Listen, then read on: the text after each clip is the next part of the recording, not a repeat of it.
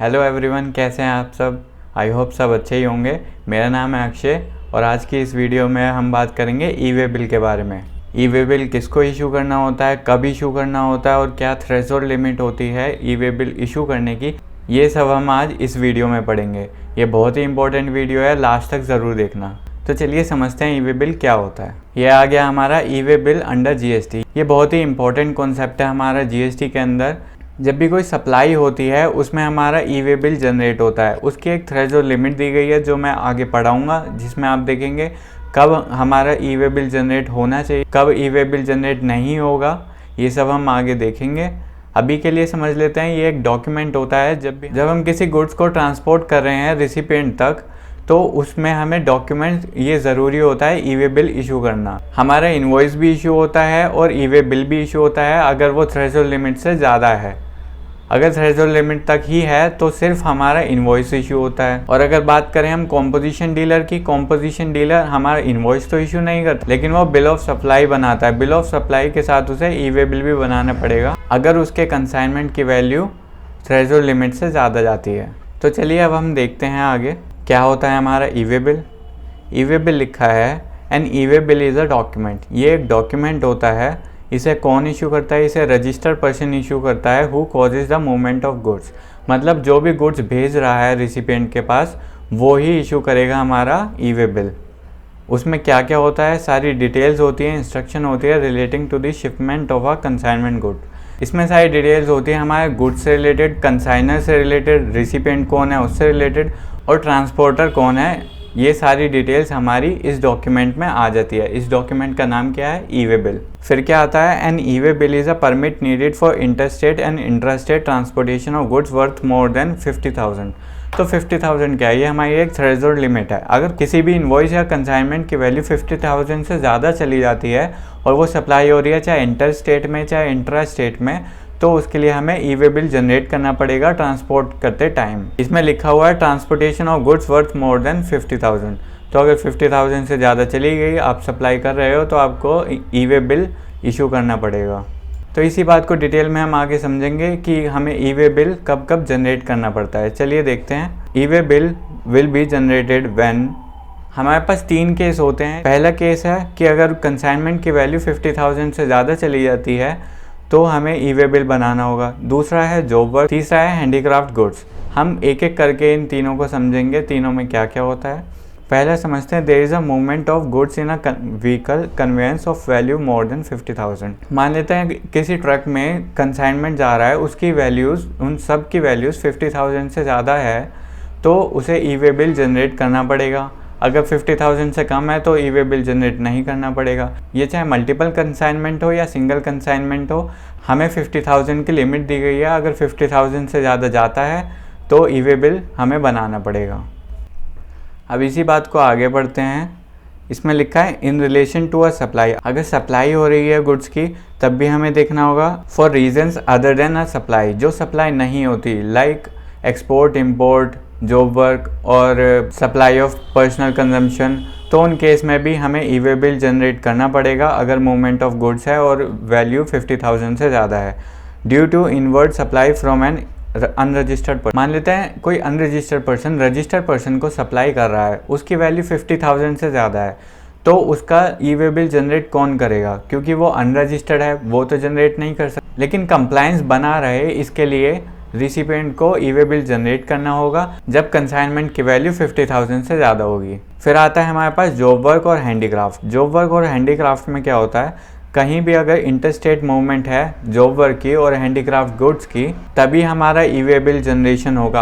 अगर inter state में job work होता है, चाहे वो 50,000 से ज़्यादा का हो चाहे 50,000 से कम का हो, हैंडीक्राफ्ट गुड्स सप्लाई होते हैं, थ्रेशोल्ड लिमिट से ज़्यादा हो या कम हो, उससे कोई फ़र्क नहीं पड़ता, हमें उसमें ई वे बिल जनरेशन नहीं होगा। अगर इंटरस्टेट मूवमेंट होती है तभी हम ई वे बिल बनाएंगे और उसमें भी कंसाइनमेंट वैल्यू नहीं देखेंगे। चाहे 1 रुपये की भी ट्रांजैक्शन होगी जॉब वर्क की या हैंडीक्राफ्ट गुड्स की, तो उसमें भी हमें ई वे बिल जनरेशन करना होगा। उसमें 50,000 की थ्रेशोल्ड लिमिट हम इग्नोर करके चलेंगे, उसमें नहीं देखेंगे। ये 2 ही ऐसे केस होते हैं जिसमें ई वे बिल जनरेशन हमें बनाना ही पड़ता है। अगर इंटरस्टेट मूवमेंट हो, चाहे उसकी कितनी भी वैल्यू हो, लेकिन हमें ई वे बिल बनाना ही होगा ट्रांसपोर्ट करते टाइम। अब देखते हैं ई वे बिल बनाएगा कौन।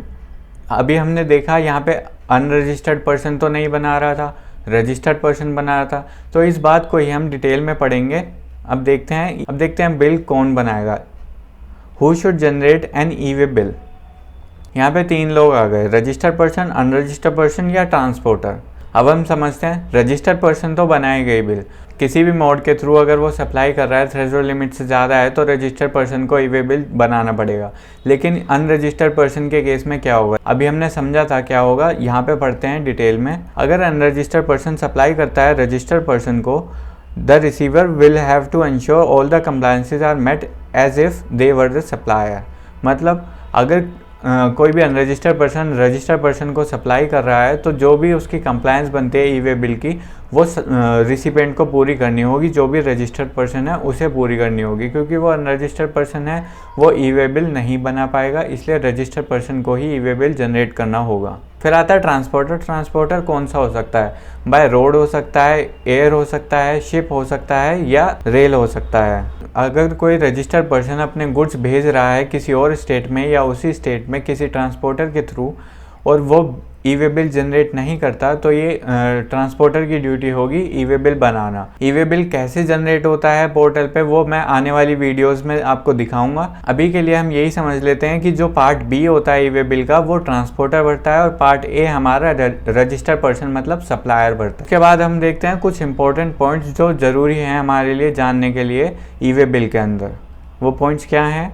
First point, voluntary generation of E way bill. A registered person or the transporter may choose to generate and carry e-way bill even if the value of the goods is less than 50,000। अगर कोई भी consignor या registered person चाहता है कि वो उसके पास e-way bill हो, ई-वे बिल का फ़ायदा तो बहुत है, क्योंकि हम ट्रैक कर सकते हैं हमारे गुड्स कहाँ जा रहे हैं, और इससे कोई भी हमारी टैक्स इवेजन नहीं होगी। इसके बहुत फ़ायदे हैं ई-वे बिल के। अगर कोई वॉलेंट्री ई-वे बिल बनाना चाहता है तो वो बना सकता है, चाहे कंसाइनमेंट की वैल्यू 10,000 क्यों ना हो और थ्रेशोल्ड लिमिट में ना आता हो, वो तब भी बना सकता है। फिर सेकंड पॉइंट आता है, e-way bill is mandatory in case of movement of goods of consignment value exceeding 50,000 in interstate movement और इंट्रास्टेट, और 1 लाख इन इंट्रास्टेट मूवमेंट कुछ स्टेट्स में। इसका मतलब क्या है, अगर कंसाइनर की वैल्यू 50,000 से ज़्यादा जा रही है इंटरस्टेट मूवमेंट में, तब आपको ई-वे बिल जनरेट करना ही करना है। कुछ ऐसे स्पेसिफिक स्टेट्स हैं जिनमें इंट्रा स्टेट की मूवमेंट अगर होती है तो ये थ्रेशोल्ड लिमिट 1 लाख हो जाती है। वो कौन कौन से स्टेट हैं?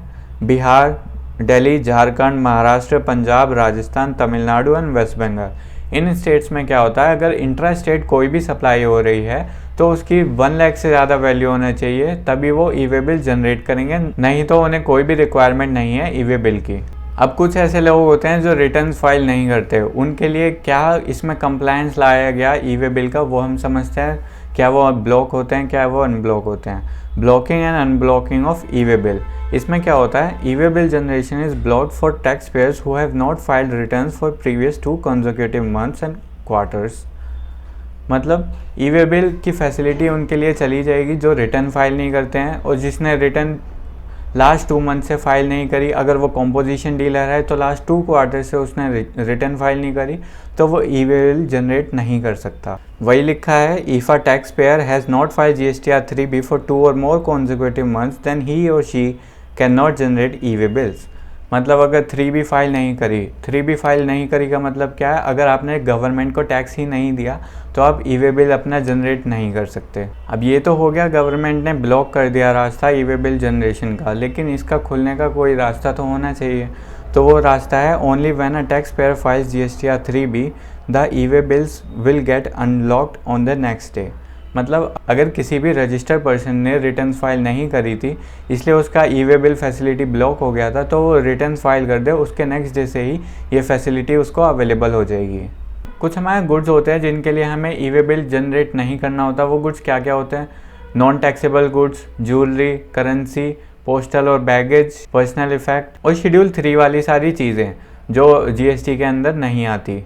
ये सारे अगर गुड्स का सप्लाई करते हो तो ई-वे बिल जनरेट नहीं करना होता, चाहे उसकी थ्रेशोल्ड लिमिट कितनी भी हो, इंट्रास्टेट हो, इंटरस्टेट हो। और एक केस आता है, अगर मान लो कि आपने कोई गुड्स सप्लाई करने थे, आपने ई वे बिल बना लिया उसके लिए और वो गुड्स सप्लाई नहीं हुए उस दिन, तो अगर आप चाहते हैं कि आपका ई वे बिल कैंसिल हो तो आप पोर्टल पे जाके इजीली कैंसिल भी कर सकते हैं विद इन 24 आवर्स। तो ये था सारा हमारा जीएसटी ई वे बिल के बारे में। आने वाली वीडियोस में मैं पोर्टल पे ई वे बिल बना के दिखाऊंगा, कैंसिल करके दिखाऊंगा कि कैसे ई वे बिल जनरेट होता है, कैसे कैंसिलेशन होता है, क्या क्या इन्फॉर्मेशन हम उसमें डालनी पड़ती है। वीडियो पसंद आई हो तो लाइक कर देना और सब्सक्राइब भी कर देना। चलो बाय।